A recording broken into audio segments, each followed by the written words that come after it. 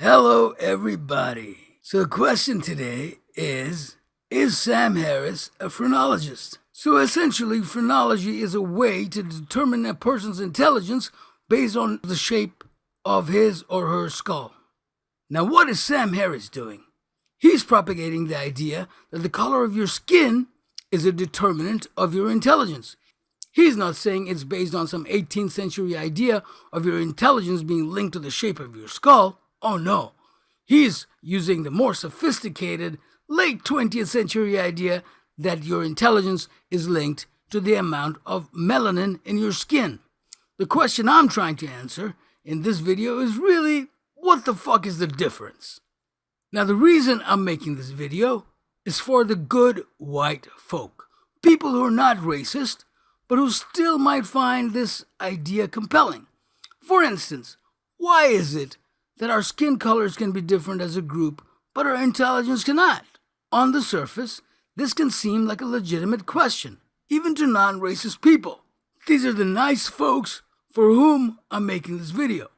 I will show you how it's ridiculous to think that skin color and intelligence are somehow correlated. Of course, we all know that Sam Harris is a brilliant guy. He's so smart. He's a public intellectual. So he just doesn't stop at skin color. He puts forward other interesting ideas, such as the one put forward by Andrew Sullivan that suggests that the differences in physical performances are also a window into the possible differences between the intelligence in groups of people. For instance, if people of West African descent all win 100-meter races, and East Africans as a group are better at winning marathons than white people, why can't white people have higher intelligence as a group than East Africans? Again, the great Sam Harris links intelligence to physical traits or physical performance, while avoiding the shape of your skull theory of phrenology. The finalists in the 100-meter dash in the Olympics, the male finalists, every single finalist since 1980 has been of West African descent, right? That does not appear to be an accident. And it doesn't matter what country they came from. And it does not appear to be best explained by environment. And there's a very similar story that can be told about East Africans with respect to the marathon. There's this shocking disparity in this particular type of athletic ability that is segregated in this way based on population ancestry. Now, one of the most dangerous things about Sam Harris is that he has an uncanny ability to state things as if they're facts. And most of his fans take him at his word and assume that the things Harris is saying really are facts. Since he's so smart and has a PhD, just like Joseph Goebbels did. So here he says this as fact. Human intelligence itself is a taboo topic. No, Sam, it is not a taboo topic, just because you say so. People think talking about intelligence differentiated according to racial and ethnic groups is a fucking taboo topic. People don't want to hear that intelligence is a real thing. Really? Who doesn't want to hear that intelligence is a real thing? This motherfucker just makes shit up and spews it out as fact. And that some people have more of it than others. Yeah, some people have more of it than others. Everybody knows that some people are smart and some people are not so smart. What people object to is people like you talking about how some people have more or less intelligence based on what group they stem from. They don't want to hear that IQ tests really measure it. Yeah, because IQ tests really don't measure it. They don't want to hear that differences in IQ matter. Differences in IQ testing matters because it helps you get in good schools, helps you get jobs, things like that. But IQ as an indicator of intelligence is bullshit, Sam. Because they're highly predictive of differential success in life. Yeah, they're highly predictive because society gives credence to IQ tests because of assholes like you exist in society.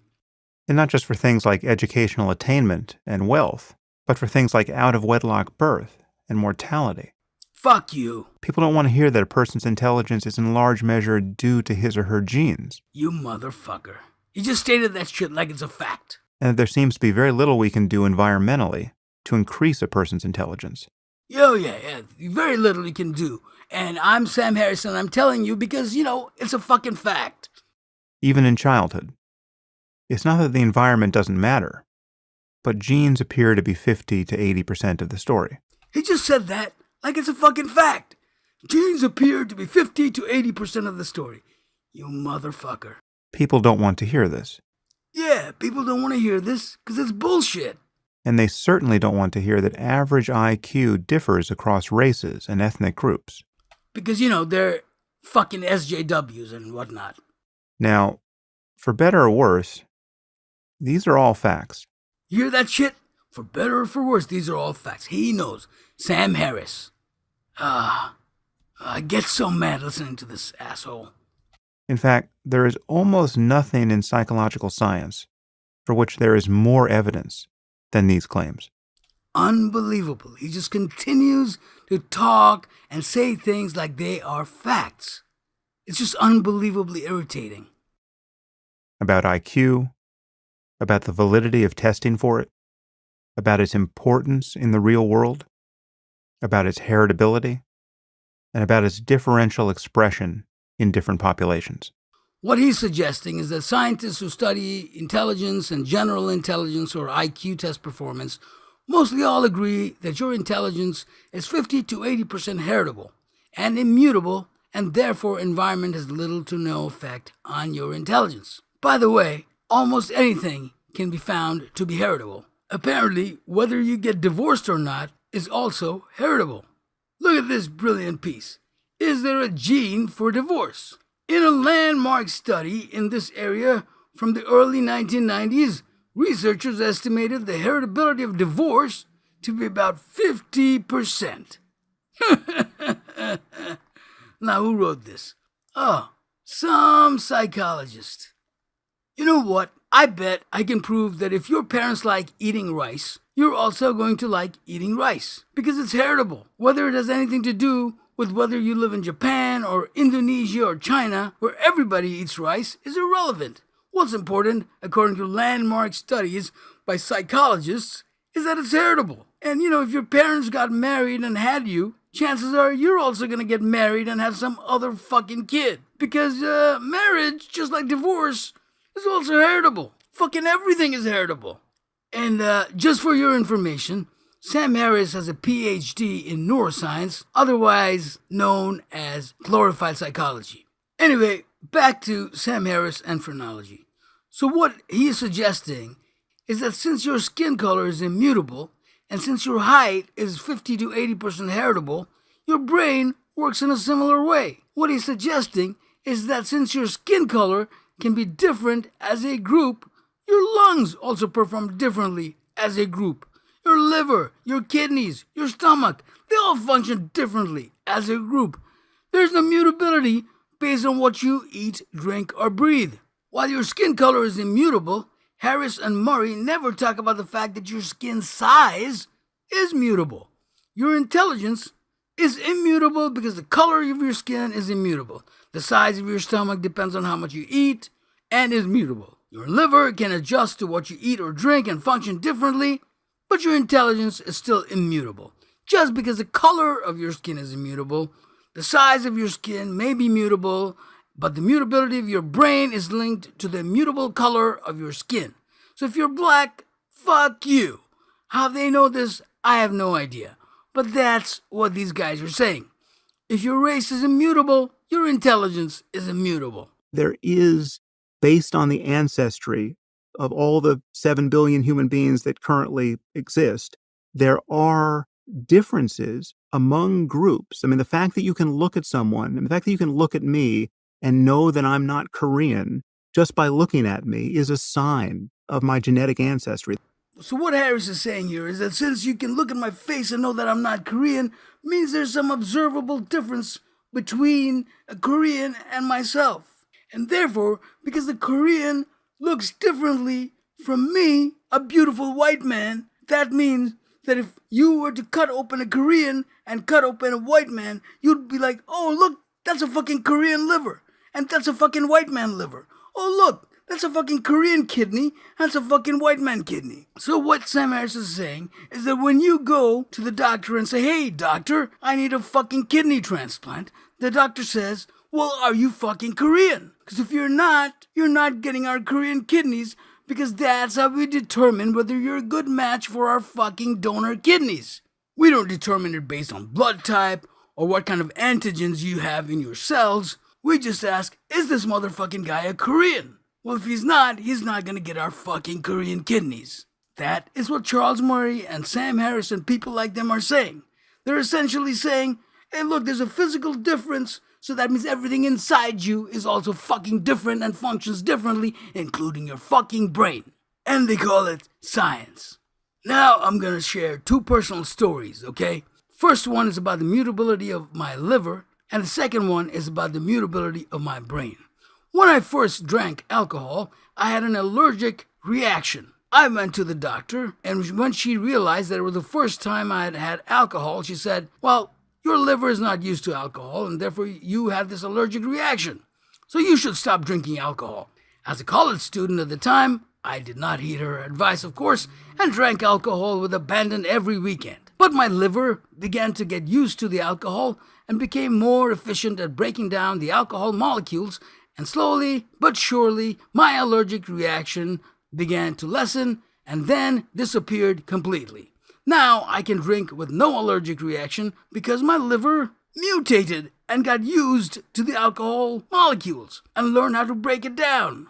But according to Sam Harris, because the color of my brown skin is immutable, my liver is fucking fucked and should remain forever immutable and never be able to break down alcohol molecules ever, according to Sam Harris and his friend Charles Murray. Now the second story, this one about my brain. When I first took a mock SAT test, I got a 1230. I got a 720 in my math, and I got a 510 in my verbal.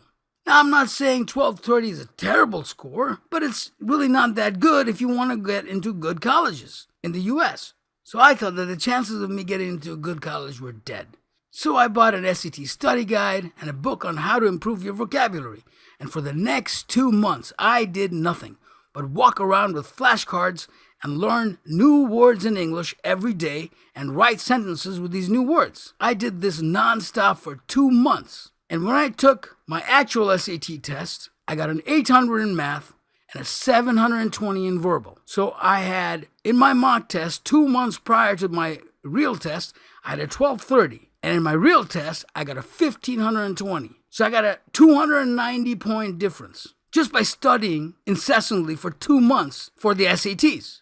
My SAT score, which is supposedly a measure of my general intelligence or IQ, according to Charles Murray, has nothing to do with my environment. Charles Murray and Sam Harris are suggesting that a young black kid with the same amount of resources that I had as a brown person cannot change his or her test score because his intelligence is 50 to 80% heritable. And these people are calling it science. I changed my score in 2 months.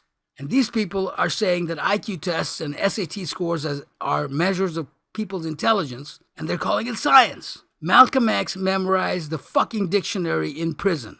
But according to these people, some black kid with an SAT study guide couldn't possibly change his SAT score because intelligence is heritable and environment doesn't play a factor. These people are fucking racist. They look at one set of data and they call it science. It is anything but science. So, as I end here, while Sam Harris may not be a phrenologist, in that he doesn't believe that the shape of one's skull is determinative of intelligence, I don't really know what the difference is between Harris, someone who believes that one's intelligence is based on the color of one's skin or one's physical performance in sporting events, and a phrenologist who believes it's based on the shape of your skull. I see absolutely no difference. Phrenology was called science in the 18th and 19th centuries, and Harris and Murray are calling their bullshit science in 2018. I see no difference between Harris and a phrenologist. There was a lot to unpack here, as Sam Harris would say, from his discussion with Murray and his discussion with Ezra Klein, and I'll go into more of them in the future. But for now, as the first video on Harris, I just wanted to end it here. Share and like this video if you liked it, and if you want your atheism back, from charlatans like Sam Harris.